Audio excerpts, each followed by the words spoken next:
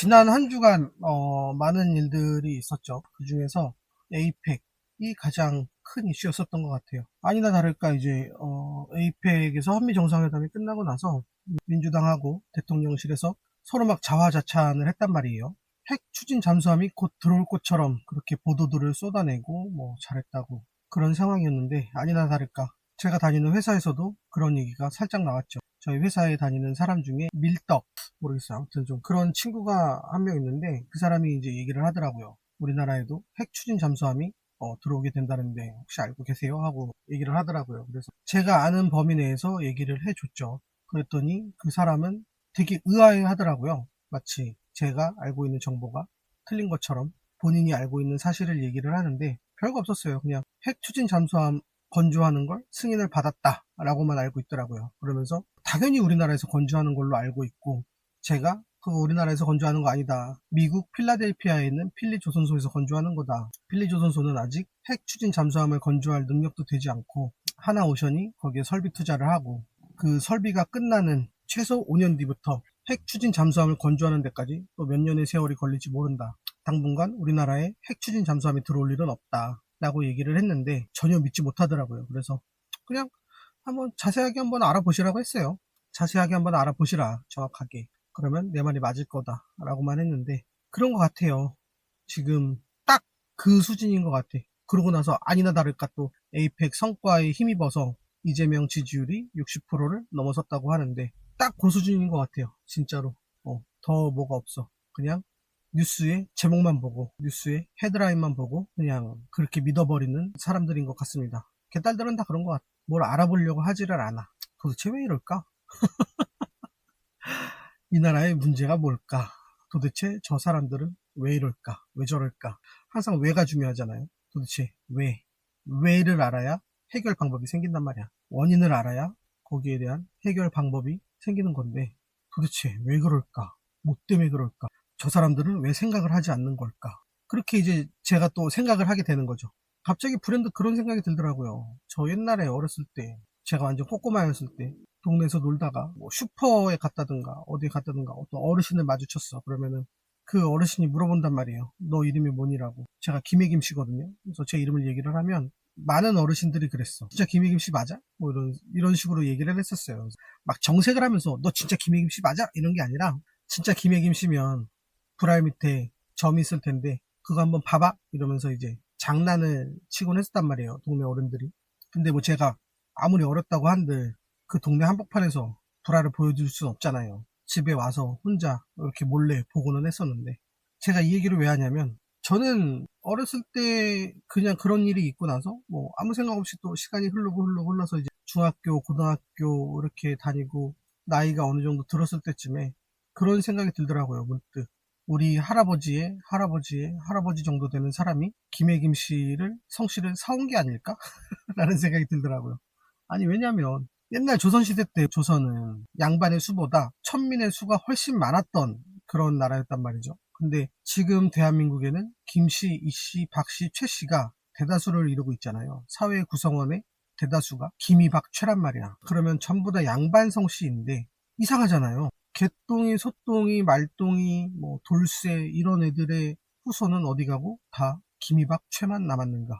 이상하잖아. 갑자기 일제시대 때 쌍놈들은 다 죽고 양반만 남았어? 그런 건 아니잖아.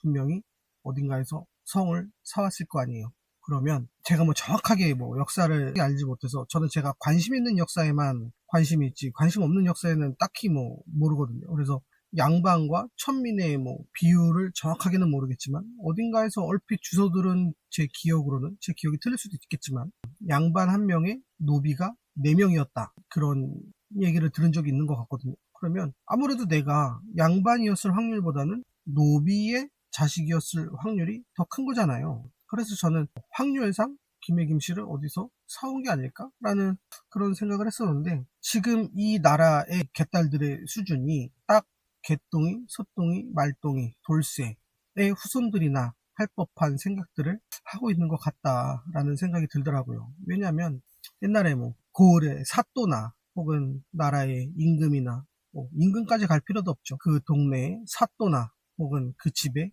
대감이나 그 집의 마나님이나 누군가가 어르신이라고 불리는 그런 양반이, 그런 이제 뭐 사또나 이런 사람들이, 원님이 그냥 어떤 무슨 말을 하면 그냥 네 맞습니다 가 됐었잖아요. 어디 감히 의심을 하고 의구심을 품고 거기에 질문을 하는 건 허용이 되지 않았었단 말이에요. 그런 사람들의 DNA가 아직 남아있는 게 아닌가? 라는 생각을 해요. 제 생각은 그래요. 그거 말고는 답이 없다. 그러니까 민주당에서 그냥 어떤 말만 하고 이재명이 대통령실에서 어떤 말을 하면 그거를 알아볼 생각을 안 하고 그냥 믿어버리는 DNA가 아직까지 남아있는 게 아닌가. 개똥이, 소똥이, 말똥이, 돌쇠의 DNA가 이 나라 개딸들에게 남아있는 게 아닌가? 라는 생각을 하게 되더라고요. 지금 토지거래 허가제도 그렇잖아요. 용인시 수지구에 누가 이사를 가려고 했는데 거기서 그걸 달라고 그랬대요. 재직증명서. 수지구에 직장이 있는지 그 직장에 다니고 있는지 확인을 하기 위해서 재직증명서를 요구를 했다는 거예요. 완전 미쳐버린 나라 아니냐고 이거. 미치지 않고서야 이게 됩니까? 미치지 않고서야 이게 가능한 일이에요? 뭐 중국이야? 중국은 그러죠. 중국은 원체 땅덩어리도 크고 우리나라도 요새 그런 얘기가 살짝살짝 나오긴 하는데 지역별로 최저시급을 달리 정하자라는 얘기가 많이 나와요. 우리나라도 뭐 어떤 도시에 엄청 바쁜 편의점의 알바생과 시골의 어느 한적한 편의점의 알바생의 시급이 같다는 게 말이 되냐? 뭐 이런 얘기를 하면서 말도 안 되는 얘기들을 하는데 중국은 이미 그렇게 하고 있어요. 대도시의 최저시급과 아주 저런 지방 시골의 최저시급이 다르단 말이에요. 근데 시골은 일자리도 없다 보니까 점점 이제 이 시골에 사는 사람들조차 다 전부 대도시에 가서 일을 한단 말이에요. 근데 골 때리는 건 이 시골에 사는 사람이 대도시에서 가서 일을 한다고 해서 이 대도시의 시급을 받는 게 아니라 자기가 살고 있는 곳에 시급을 받으면서 대도시에서 일을 한단 말이에요. 근데 그 사람들은 그렇게 해서라도 여기서 그렇게 대도시에 가서 일을 한단 말이야. 근데 더 골 때리는 건 여기서 더 골 때리는 건 뭐냐면 이 시골에 사는 사람이 대도시에서 일을 해서 돈을 많이 벌었어. 돈을 많이 모았어. 악착같이 벌었어. 이 얼마 되지도 않는 시급을 아껴 쓰고 해서 돈을 많이 벌었어. 그래서 요 근방에다가 집을 사고 싶어. 근데 돈이 있어서 집을 사려고 해도 그게 쉽지 않습니다. 중국은 사회주의 국가는, 공산주의 국가는 이 거주지의 이동이 자유롭지가 않단 말이에요. 이게 지금 우리나라랑 뭐가 다르냐고. 지방 사는 사람이 그런 토지거래 허가 구역으로 묶인 그곳에 마음대로 이사 갈 수 없잖아요. 토지 거래를 왜 허가를 해줘요? 거기가 대도시라서 그런 거잖아. 집값이 비싸니까. 집값을 한번 떨어뜨려 보겠다고 거기를 토지거래 허가 구역으로 묶어 놓은 거잖아요. 그러니까 말 그대로 작은 소도시에 있는 사람이 여기로 일자리를 구하고 혹은 뭐 어떻게 뭐 돈을 벌어서 혹은 뭐 돈을 벌기 위해서 일로 이사를 가려고 하는데 허락을 맡아야 되는 거잖아요. 이게 사회주의 중국과 공산주의 북한과 다를 게 뭐가 있냐고. 다를 게 아무것도 없다고. 근데 이 나라 개딸들은 나라님이 그렇게 하라고 했으니까, 우리 사또가 그렇게 하라고 했으니까, 우리 대감이 그렇게 하라고 했으니까 그냥 군소리 없이 또 그러고 있어요.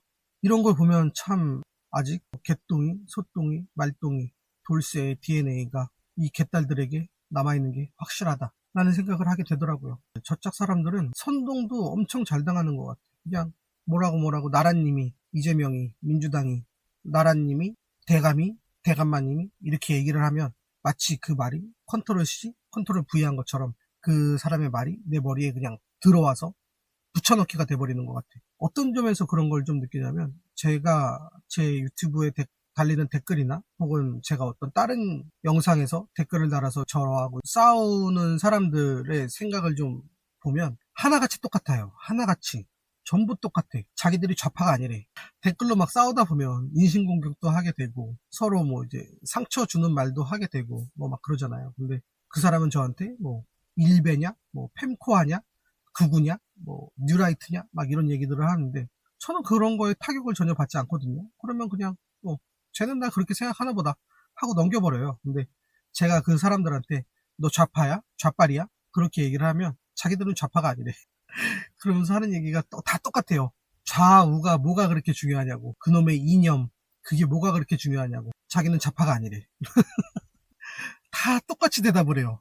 어느 유튜버에서 그렇게 한 말이 그냥 그 사람들 머릿속에 다 복사해서 붙여넣기가 돼버린 거야. 내가 좌파야? 하고 물어보고 너 좌빨이냐? 그러면은 다 그렇게 대답을 한단 말이야. 그놈의 이념이 뭐가 그렇게 중요하냐고. 자기 이익에 부합해서 당을 지지하거나 자기 이익에 부합해서 사람을 뽑으면 되지 이념이 뭐가 그렇게 중요해? 라고 얘기를 한단 말이에요. 그래서 제가 거기다 뭐라고 얘기를 하냐면 그러면 자기 이익에 부합해서 나라를 팔아먹은 이완용은 죄인이냐 아니냐 라고 얘기를 한단 말이에요. 그러면 이 사람들은 하나같이 다 뿔먹은 벙어리가 됩니다. 말을 딴 데로 다 돌려버려. 갑자기 뭐 코스피 4천을 만든 이재명 뭐 어쩌고 저쩌고 막 대단하다고 막 그 얘기하고 있고, 코스피 4천도 이재명이 만들었다는 것도 웃긴데 대단한 것 같아요. 그 사람들 하는 얘기를 들어보면 진짜로 그냥 딱 개똥이 소똥이 말똥이 그냥 복사 붙여넣기. 우리 대감이 이렇게 얘기했어. 그러니까 그게 그냥 머리에 붙여넣기가 돼버린 거야 그냥.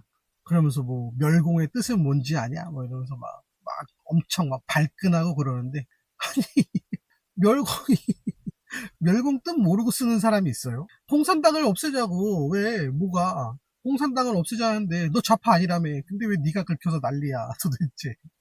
지 얘기하는 것도 아닌데 왜 지가 긁혀서 이렇게 뭐 멸공의 뜻이 뭔지는 아냐 이러면서 그 얘기를 벌써 와 몇 번째 듣는지 모르겠어요. 똑같아. 대응들이 하나같이. 어쩜 그렇게 복사 붙여넣기가 잘 되는 건지.